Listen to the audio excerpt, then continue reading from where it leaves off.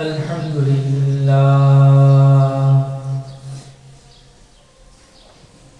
لله نحمده ونستعينه ونستغفره ونؤمن به ونتوكل عليه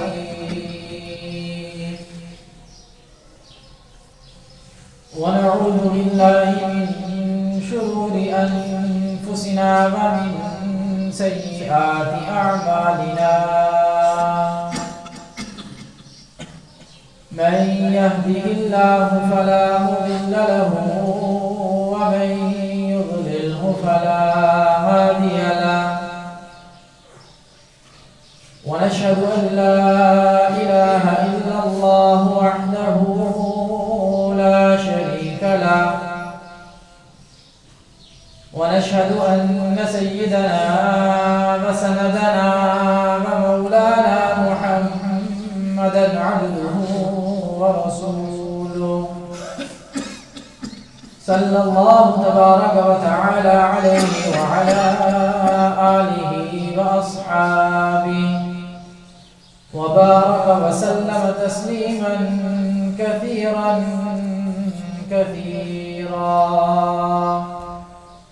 أما بعد فأعوذ بالله من الشيطان الرجيم بسم الله الرحمن الرحيم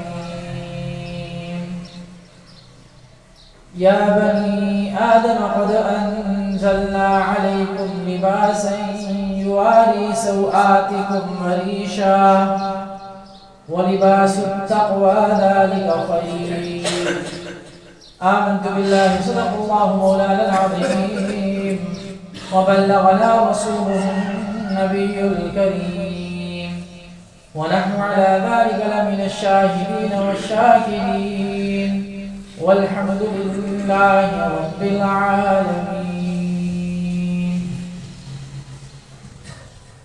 تمام تعریفیں رب کائنات کے لیے جس نے اس کا خانہ عالم کو وجود بخشا. درود و سلام جناب نبی کریم صلی اللہ علیہ وسلم پر جنہوں نے اس دنیا میں آ کر حق کا بول بالا کیا. سامعین محترم، لباس کے بنیادی مقاصد کے حوالے سے گفتگو چل رہی تھی. پہلے دو جو مقاصد ہیں ان پہ تفصیلی گفتگو ہوئی. کچھ گفتگو تیسرے مقصد کے حوالے سے ہوئی تھی اور آج انشاءاللہ تیسرا اور چوتھا مقصد بیان کر کے کوشش ہوگی کہ اس موضوع کو ختم کیا جائے، کیونکہ آگے رمضان بھی آ رہا ہے، اس حوالے سے بھی انشاءاللہ گفتگو ہوگی. موضوع اس میں جیسے بہت لمبا ہو جاتا ہے کہ کوشش یہ ہوتی ہے کہ جو موضوع چلے اس حوالے سے بات ایسی کی جائے کہ وہ بات سمجھ میں آ جائے. اس وجہ سے پھر تھوڑا لمبا ہو جاتا ہے. بہرحال تیسرا جو مقصد ہے لباس کا وہ مشابہت سے بچنا ہے. تشبہ یا مشابہت، اس سے بچنا ہے.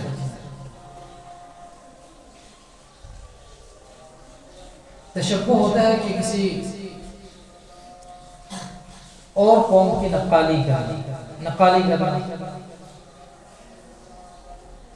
اور ایسا بننے کی کوشش کرنا کہ میں ان جیسا لگنے لگوں. یہ تشبہ ہے، جان بوجھ کے ایسا کرنا اور نیت سے ارادتاً ایسا کرنا کہ میں ان جیسا لگے. تو حرام کام ہے تو حرام ہی ہے. اور یہ بات یاد رکھیے گا کہ جو کام حرام نہیں ہے، جائز ہے، اس میں بھی جو تشبہ ہے یہ درست نہیں ہے.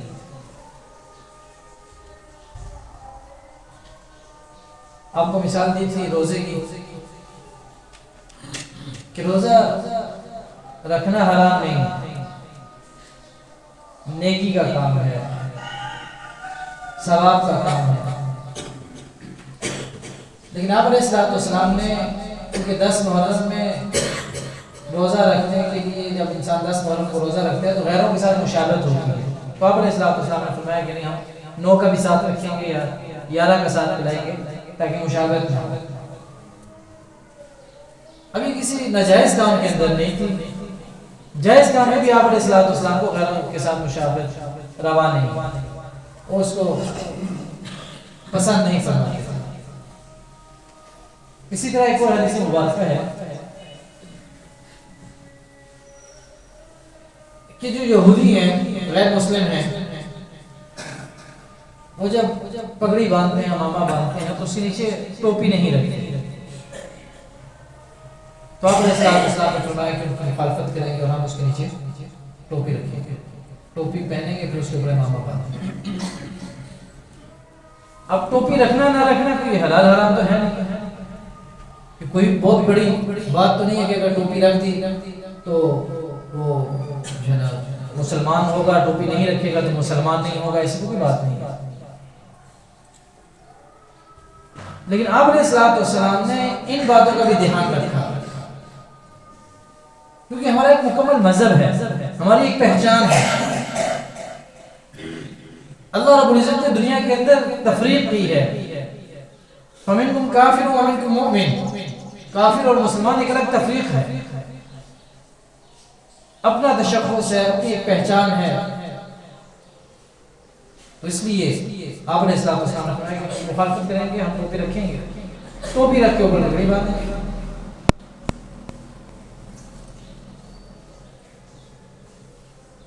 تو دوسری چیزوں کے اندر مشابہت کیسے پھر درست ہو سکتی ہے؟ اب جیسے گلے کے اندر لوگ چین وغیرہ ڈال لیتے ہیں, ہار ڈال لیتے ہیں, اب فی نفس ہی اس کو دیکھا جائے تو ایسا نہیں بندہ کہہ سکتا کہ بہت بڑا گناہ ہے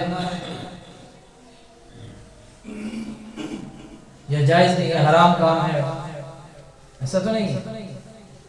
لیکن غیروں کی پہچان ہے, وہ ڈالتے ہیں گلے کے اندر, زنجیر میں ڈالی ہوتی ہے. اگر وہ لوگ نہ ڈالتے اور ہم یہ ڈال دیتے تو پھر تو کوئی مذائقہ نہیں تھا, غلط بات نہیں تھا. لیکن جب وہ ڈالتے ہیں اور ان کو دیکھا دے کہ پھر ہم نے ڈالنا شروع کیا, یہ مناسب نہیں ہے, مشابہت ہو گئی ہے ان سے. اور آپ علیہ السلام نے فرمایا کہ جو شخص جس قوم کی مشابہت اختیار کرے گا کل قیامت کے دن انہی میں سے اٹھایا جائے گا. یہ کوئی ہلکا معاملہ نہیں ہے, گپ شپ نہیں ہے. جس قوم کی جو مشابہت اختیار کرے گا انہی کے ساتھ ہوگا, کل قیامت کے دن انہی کی صفوں میں اٹھایا جائے گا.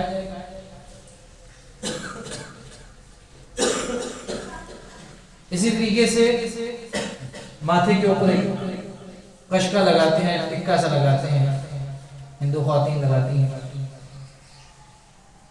اگر وہ نہ لگاتی, یہ ان کی پہچان نہ ہوتی,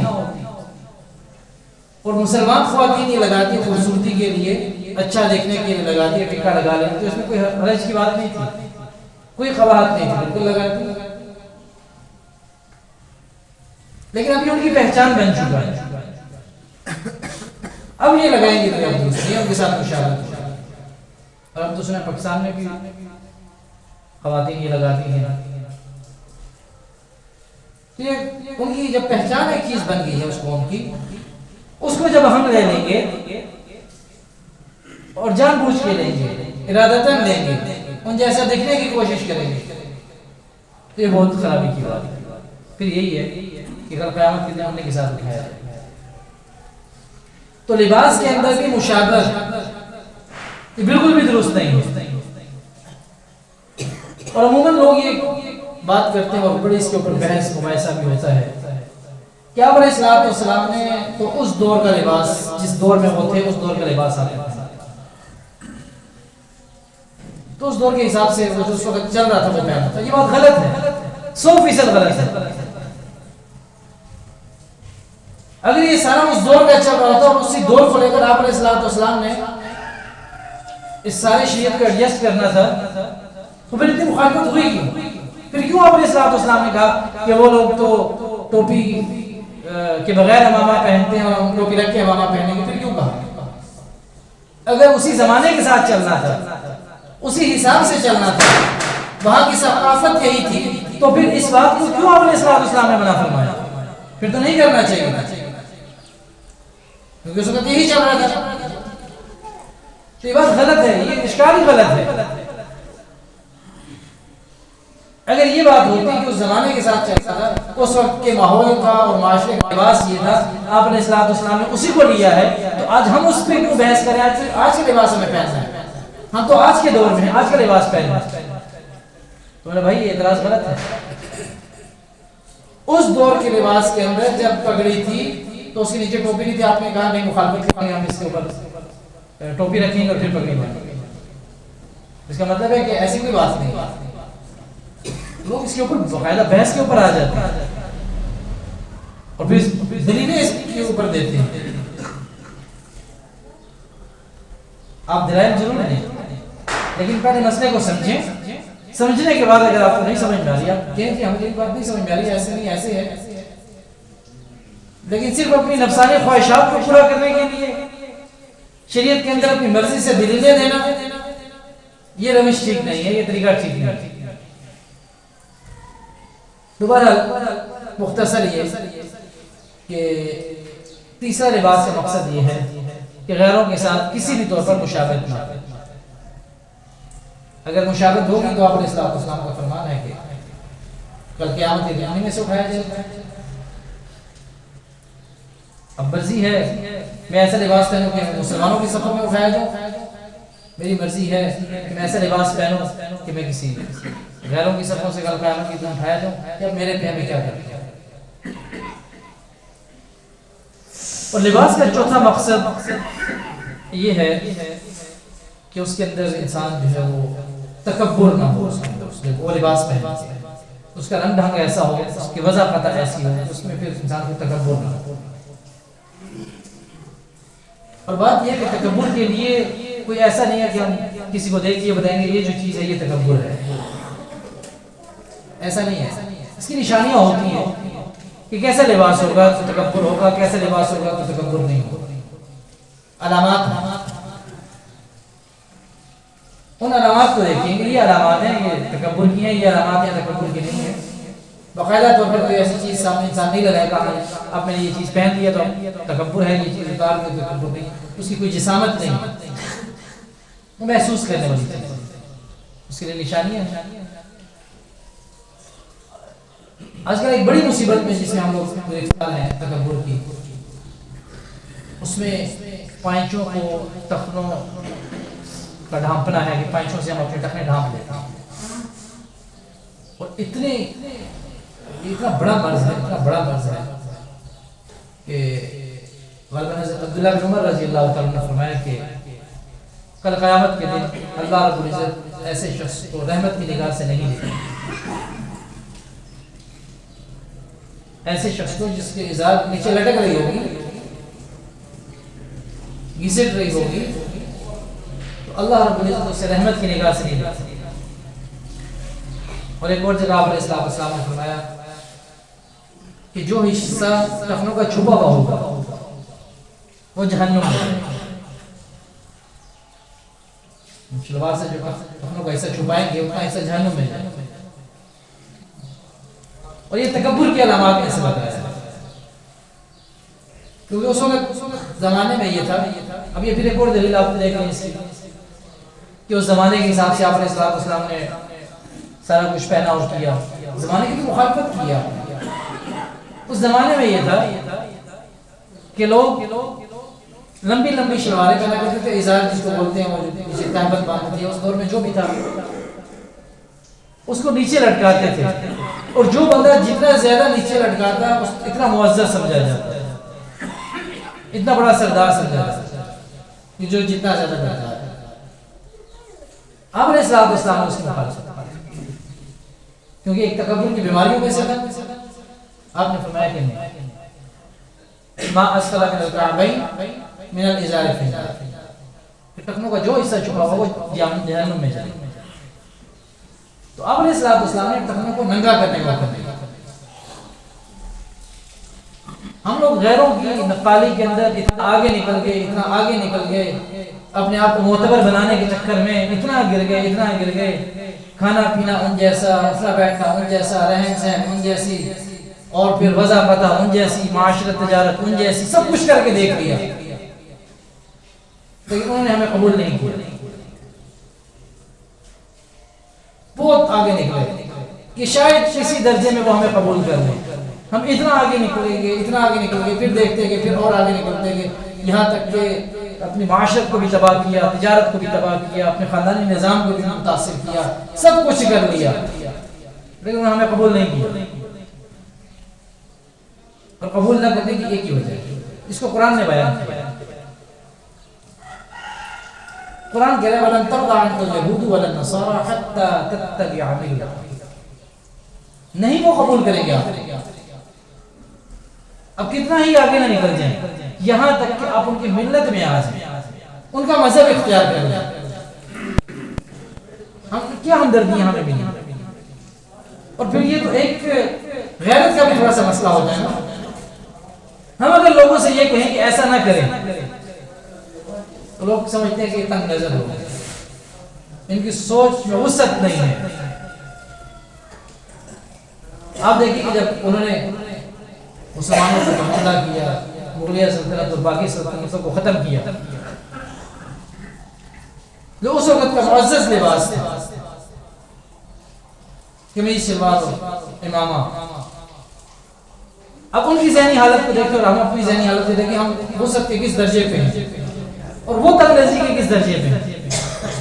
ہم نے تو الٹا سمجھتے ہیں کہ ہم اگر اپنے لباس کو پہنیں، اپنی پہچان بنائیں اور اپنی تجارت اپنے حساب سے، جب ہم کہتے ہیں کہ ہماری یہ پہچان ہے، ہم اپنی پہچان بنانا چاہیے، تو وہ کہتے ہیں یہ تو تنگ نظر ہے۔ اب انہوں نے کیا کیا، انہوں نے جو معزز لباس تھا لوگوں کا، بڑے لوگوں کا لباس تھا، وہ انہوں نے اپنے خانساموں کو پہنا، وہ اپنے چوکیداروں کو پہنا ہے، وہ اپنے گیٹ کیپروں کو پہنا ہے، اور یہ سوچ کے کہ ان کو اتنی تکلیف ہوگی کہ ان لوگوں کے معزز لوگوں کا لباس ہوا کرتا تھا، ہم نے یہ پہنا کہ اس کو دروازے کو کھڑا کر دیا۔ اور آج آپ بڑے ہوٹلوں میں جائیں تو وہاں پہ یہی ہوتا ہے، ایک آدمی ہے، اس نے قمیص شلوار پہنی ہوگی اور سر کے اوپر پگڑی رکھی ہوگی، آپ ہوٹل کے قریب جائیں گے، دروازہ کھولے گا، آپ اندر جائیں گے، آپ قریب آئیں گے، دروازہ کھولے گا۔ ہم نے بھی یہ کچھ کیا، نقالی کے اندر کیوں آگے نکلے کہ ہم نے وہی لباس پہنا کہ ان لوگوں کے ان کو حوالے کر دیا تھا کہ ہم یہی کر رہے ہیں، آپ یہی کر رہے ہیں، ہم یہی کر رہے ہیں۔ میرے بھائی کتنے آگے نکل جائے، کیا کریں، ہمیں انہیں قبول کریں کہ قرآن کا اعلان ہے، یہاں تک کہ ہم ان کی ملت میں آ جائیں۔ کیا ہمدردی ملی آج تک، یہ سارا کچھ کریں، کیا وہ ہمارے ہمدرد بن گئے، ہمارے خیر خواہ ہو گئے، کیا یہ سب کچھ ہم نے کر لیا تو ہمارے بارے میں بہت اچھا سوچنے لگے؟ کچھ نہیں ہوا۔ اس لیے اس چیز کو ختم کرنے کی ضرورت ہے۔ ہم نے دیکھیں، ہم نے ان کی محبت کے اندر، تو آپ علیہ السلام کی محبت میں ہم اپنے ٹخنے نہیں ننگے کر سکے، لیکن ان کی محبت میں ہم نے اپنے گھنٹے ننگے کر دیے، ہم اپنے ڈرانے ننگی کر دیے۔ اور دیکھیں وہ جو پینٹ شرٹ لوگ پہنتے ہیں، عموماً ان کے گھنٹے ننگے ہوتے ہیں، یا تو پھٹی ہوئی ہوتی ہے یا پھاڑ دیتے ہیں، اس کا اسٹائل کچھ اس طرح کا ہے، یا ڈرانے ان کے ننگے ہوتے کٹ لگے ہوتے ہیں۔ ہم نے غیروں کی محبت میں یہ یہاں تک تو چلے گئے، لیکن آپ علیہ السلام کی محبت میں ہم اپنے ٹخنے نہیں ننگے کر سکے۔ ہمارے لیے کتنی شرم کی بات، لیکن انہوں نے پھر بھی ہمیں قبول کیا۔ حضرت عثمان رضی اللہ تعالیٰ عنہ جب صلح حدیبیہ کے لیے مشرکین مکہ کے پاس گئے، اپنے چچا زاد بھائی کے پاس گئے، تو صلح کے لیے جب جانے لگے، چچا زاد بھائی نے دیکھا کہ تو حضرت عثمان رضی اللہ، یہ پہلے بھی میں نے واقعہ سنایا ہوا کہ حضرت عثمان رضی اللہ تعالیٰ کے تو ٹخنے ننگے ہیں، شلوار اونچی کی بھی ہے انہوں نے، تو کہنے لگے آپ جن لوگوں سے مذاکرات کے لیے جا رہے ہیں، جن لوگوں سے بات چیت کرنے جا رہے ہیں، وہ اس چیز کو معیوب سمجھتے ہیں کہ ان کے ٹخنے ننگے، آپ ٹخنے ننگے ہیں، ان کے ایسے لوگوں کی کوئی عزت اور مقام نہیں ہے۔ ان کے ہاں عزت اور مقام ان لوگوں کے ہے کہ جن کے اعزاز کہیں نیچے لٹک رہا ہوتا ہے. تو آپ بھی ایسا کریں تاکہ وہاں پہ کوئی شرمندگی نہ ہو. حضرت عثمان رضی اللہ عنہ کی بات سنا، تسلی سے پوری بات سنی، اور معزز اور محترم ہونے کے لیے یہ شرط تھی کہ آپ اپنی شلوار کو ٹخنوں سے نیچے کریں. تو نے فرمایا دیکھیں بھائی بات یہ ہے کہ اسی حالت میں انہوں نے میرے ساتھ مذاکرات کرنے ہیں تو کریں، میں ان لوگوں کی وجہ سے آپ علیہ الصلوۃ والسلام کی سنت کو تو نہیں چھوڑ سکتا. میں نے اپنی ساری زندگی میں دیکھا کہ آپ علیہ الصلوۃ والسلام کے تو ٹخنے ننگے رہے، آپ نے اس کی تعلیم اور دعوت دی، اور میں آج ان لوگوں کی وجہ سے کہ یہ مجھے معزز سمجھے، یہ مجھے محترم سمجھے، تو میں ان کے ساتھ مذاکرات کروں اور اپنی شلوار ٹخنوں سے نیچے کر لوں. یہ نہیں ہو سکتا ہے. مذاکرات کرنے سے حالت میں تو آپ نے دیکھا کہ آج ان لوگوں کو کوئی نہیں جانتا وہ کون تھے، کہاں تھے، کیا ہوا. ایک قصہ پارینا ہو گیا، بھول بھلائی سب ختم. لیکن حضرت عثمان رضی اللہ تعالیٰ عنہ آج لوگ جانتے ہیں، پہچان ہے. تو اس لیے جو چیزیں آپ علیہ الصلوۃ والسلام نے بتائیں ذہن سے نکالیں. یہ باتیں یہ اس دور کی تھی، آج کے دور کی نہیں ہے. آپ علیہ الصلوۃ والسلام نے اس ماحول معاشرے کے حساب سے اس پر ایڈجسٹ کیا تھا. آج کے نہیں چل سکا اور ماحول معاشرہ ہے. یہ چار تو بنیادی مقاصد ہیں، ان چار کو مد نظر رکھتے ہوئے آپ جیسا مرضی لباس پہنے آپ کو اجازت، کوئی روک ٹوک نہیں. پہلا یہ کہ اس میں صدر کا خیال ہو، صدر چھپا ہوا ہونا چاہیے لازمی طور. آج بہت زیادہ بات چیت چلتی ہے پینٹ شرٹ کے حساب سے کہ بھئی وہ پہننا کیسا ہے کیسا نہیں ہے. تو اس میں بھی اگر ایک دو خرابیاں ہو تو حرج کی بات تو نہیں ہے. اس میں بھی ایک تو یہ ہے کہ صدر اس کے اندر چھپا ہوا ہونا چاہیے، جس سے وہ اتنی چست نہ ہو کہ جسم کے اعضاء اس سے نمایاں ہوتے ہیں. اور اس میں ایک بڑی خرابی اس میں بھی یہی آتی ہے کہ وہ پینٹ کا جو حساب وضع کی گئی ہے وہ اس حساب سے وضع کی گئی ہے کہ اسے ٹخنے چھپے ہوئے ہوتے ہیں. اس کی وجہ یہ ہے اگر یہ اعضاء اس سے نمایاں نہ ہوتے ہوں اور ڈھیلی ڈھالی سی ہو، اتنی چست نہ ہو تب بھی درست ہے. اور اس سے ٹخنے اگر انسان اپنے ننگے رکھے تب بھی درست ہے، اس میں بھی کوئی حرج کی بات نہیں. دیکھیں بہت بڑی اللہ کی رحمت سے وہ شخص محروم رہے. یہ چھوٹی بات نہیں ہے. قیامت کے دن تو ہر طرف ایک نفسا نفسی کا عالم ہوگا نا، وہاں پہ کون کس کو بچائے گا. ایک ہی امید ہے اللہ کی رحمت کی، اس سے بڑی کوئی امید نہیں ہے انسان کو. اس سے زیادہ کی کوئی امید ہے، بس اللہ کی رحمت وہاں پہ ہمیں حاصل ہو جائے. اور یہ ساری زندگی تھوڑی سی نمود و نمائش کے لیے انسان اللہ کی رحمت سے محروم ہو جائے کل قیامت کے دن، یہ بہت بڑے خسارے کی بات ہے. اور پھر ایک اور چیز اس ٹخنوں کے اوپر ایک اور بات کرتا ہوں. اچھا لوگ کہتے ہیں ہم تکبر کی وجہ سے نہیں کرتے، ہم تو تکبر کی وجہ سے نہیں کرتے، یہ ویسے ہو جاتے ہیں. اور پھر اس کے اوپر باقاعدہ حدیث سناتے ہیں کہ حضرت ابوبکر صدیق رضی اللہ تعالیٰ عنہ جو ٹخنے چھپ جاتے تھے تو آپ علیہ السلام نے اجازت دی تھی اور فرمایا تھا کہ آپ جو تکبر کی وجہ سے آپ کا معاملہ نہیں ہے تو آپ کو اجازت ہے. تو یہ حدیث بھی باقاعدہ سناتے دیکھیں جی اجازت تو ہے، ہمارے ذہن میں تکبر کی بات نہیں ہوتی. تو میرے بھائی پہلی بات تو یہ عرض کروں کہ حضرت ابوبکر صدیق رضی اللہ تعالیٰ کی جسم کی بناوٹ ایسی ہے کہ وہ خود بخود ازار جو وہ نیچے ہو جاتا تھا. ایک بات تو یہ. دوسری بات یہ ہے کہ جب آپ علیہ الصلوۃ والسلام خود اپنی پوری زندگی کے اندر اپنے ٹخنے ننگے رکھتے ہیں صرف اس وجہ سے کہ اگر چھپائے جائیں تو یہ تکبر کی علامات میں سے ہے، تو اس سے بڑھ کر ہمارے لیے اور کیا دلیل ہو سکتی ہے. یا تو آپ علیہ الصلوۃ والسلام نے خود کہا ان سے زیادہ کام ہمارا تو نہیں ہے، ان سے زیادہ محنت اور مشقت ہماری تو نہیں ہے، اور ان سے یہ ہم نہیں دعویٰ کر سکتے کہ ہم بہت زیادہ پاک ہیں، ہمارے دل کے اندر تکبر نہیں ہے. اور تیسری بات پھر وہی کہ اس کا فیصلہ کون کرے گا کہ یہ تکبر کی وجہ سے ہے یا تکبر کی وجہ سے نہیں ہے، یہ کون فیصلہ کرے گا. اور دعوے سے میں بات کہہ سکتا ہوں کہ اگر کوئی انسان جو ہے وہ متکبر ہے ہماری نظر، فرض کرے میں متکبر ہوں تو میں تو اس کو نہیں مانوں گا کہ میں تکبر کرتا ہوں، میں متکبر ہوں، میں تو نہیں مانتا اس بات. یا ایکس وائی زیڈ کوئی بھی بندہ ہو، ہماری نظر میں متکبر ہوگا جب آپ اس سے پوچھیں گے ابھی تم بتاؤ تم متکبر ہو کہ نہیں، کہے گا نہیں میں تو تکبر ہی نہیں کرتا. تو کون فیصلہ کرے گا تکبر کہ تکبر کی وجہ سے ہے؟